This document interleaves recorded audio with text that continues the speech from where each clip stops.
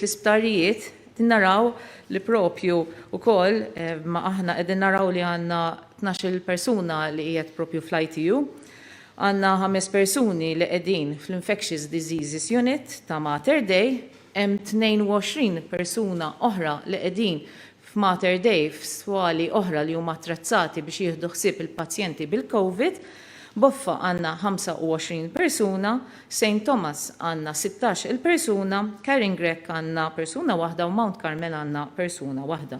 Allura qegħdin taraw l-ammont ta' nies li għandna fl-isptar tagħna wkoll qiegħed jiżdied u dan qed ikun rifless minħabba propju anka l-inċidenza li għandna ta' każijiet fil-komunità. L-etajiet ta' nies li għandna fl-ITU, fl-Intensive Therapy Unit tagħna, fakarkom li kellna 12 persuna, hemmhekk għandna persuna ta' età bejn 30 u 39 sena, persuna bejn 40 u 49 sena, persuna bejn 50 u 59 sena, 4 persuni bejn 60 u 69 sena u 5 persuni bejn 70 u 79 sena. Ħabbret dan is-Supretendent tas-Saħħa Pubblika Charmaine Gauci fil-bulettin mediku li fih żvelat li 121 persuna ttestjaw pożittiv għal COVID-19 fl-aħħar 24 siegħa biex il-każi totali minn Marzu l-hawn telgħu għal 5475. 55 persuna li fiqu mill-virus, il-każi attivi bħalissa telgħu b'66 għal 1775 li inkludu 5 immigranti miżmuma f'ħalfar. Fuq medda ta' ġimgħa, it-33 ġimgħa tal-coronavirus f'Malta kellha medja ta' 140 każ kuljum, għal total ta' ftit anqas minn 1000 każ f'ġimgħa. 188 ħaduh mingħand membri tal-familja, 65 fuq il-post tax-xogħol, 31 persuna ħaduh minn attivitajiet soċjali u 11 minn Paċivil. Malta għandna 320 cases per 100,000 population, bert ieħor qegħdin qisu id-disa post jekk tqabbel in order wara xulxin. Hija ovvja li għandna rata li hija għolja, hija ovvja li rridu nieħdu l-kontrolli kollha meħtieġa.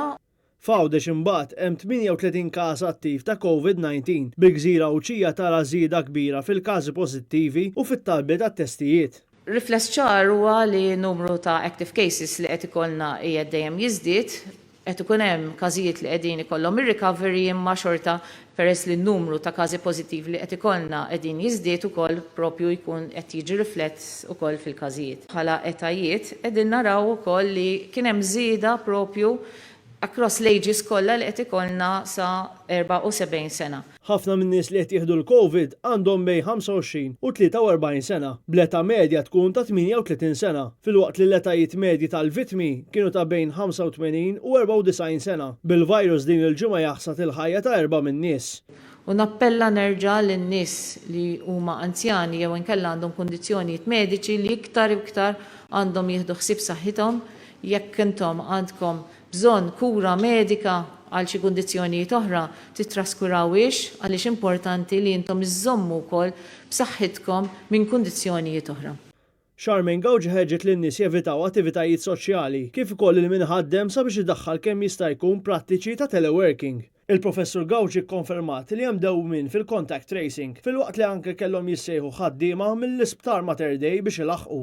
Il-numru ta' każijiet li kellna, ovvja li kellna delay biex aħna nkun nistgħu nlaħqu mal-contact tracing li aħna jirnexxilna nagħmlu. Anka wkoll żidna l-istaff propju anka mill-Isptar Mater Dei li ġew ħafna iktar tobba biex jgħinuna ġew ukoll allied health professionals. Intant fost il-ħaddiema fil-kura tas-saħħa hemm aktar minn 150 persuna fi kwarantina bi 58 pożittivi, 30 minnhom mill-Isptar Mater Dei. Dan fost total ta' 3327 persuna f'pajjiżna li bħalissa jinsabu fi kwarantina preventiva.